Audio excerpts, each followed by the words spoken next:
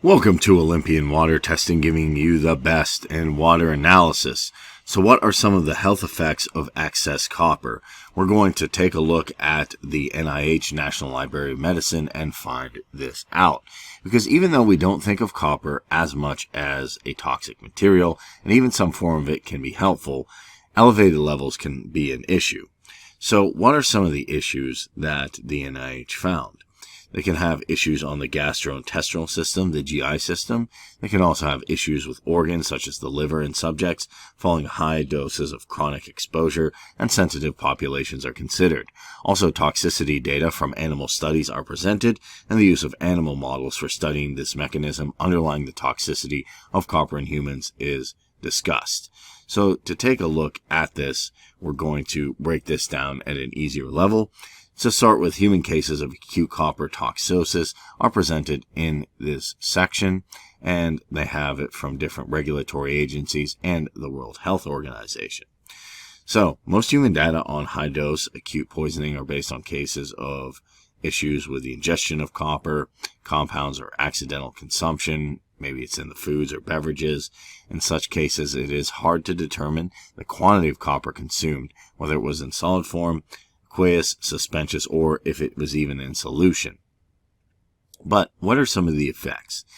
The effects include GI mucosal ulcerations, bleeding, acute hemolysis, hemoglobinuria, hepatic necrosis, jaundice, which is the skin turning yellow, neuropathy, autosemia, guria, cardiotoxicity, hypotension, toxia, toxopenia, central nervous system issues, manifestations, and it can also include some symptoms you're familiar with, such as dizziness, headache, convulsions, lethargy, stupor, and coma. So you can see there's quite a plethora of issues that it can have.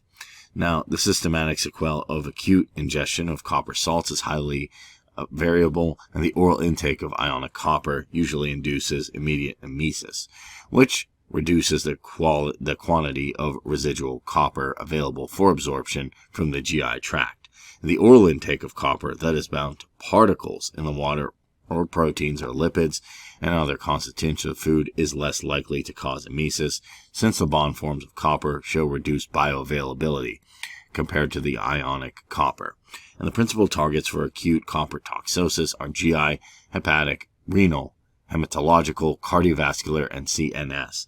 And there are very few, if any, reports of musculoskeletal, dermal, ocular, immunological, carcinogenic, reproductive, or development effects in humans following oral ingestion of copper salts, even at high exposure concentrations. So, you can also see that the acute copper toxosis is manifested by hemolysis, headache, febrile reactions, prostate and GI symptoms, and that was observed in one child after a solution containing copper sulfate was applied to burn skin during a debridement procedure.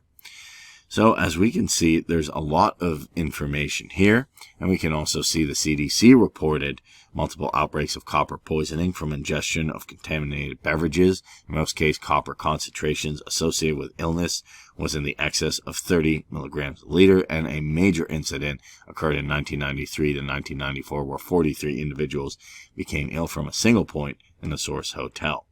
So one thing to take a look at is there can be chronic toxicity, there can be issues with the reproductive and developmental toxicity, genotoxicity, mutagenicity, carcinogens. There can also be issues with the intestinal system, and there can also be genetic defects and organ failure. And this can also happen to animals as well. Now, there's a lot of information here at the NIH and also CDC studies and different conclusions that they came up with. The basic idea is this, that copper in and of itself may not always be dangerous, and acute copper toxicity doesn't seem to pose a significant reproductive risk for humans.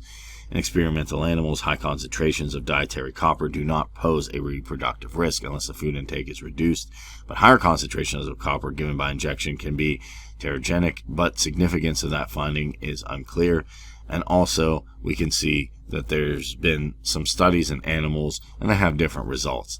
But the main idea is that over elevated levels of copper can cause problems. We can see this from these different studies from the CDC and the NIH. So it's definitely something to keep in mind. That's why it's always a good idea to avoid a lot of these effects of excess copper, that we always periodically test and analyze our water to make sure that it's safe.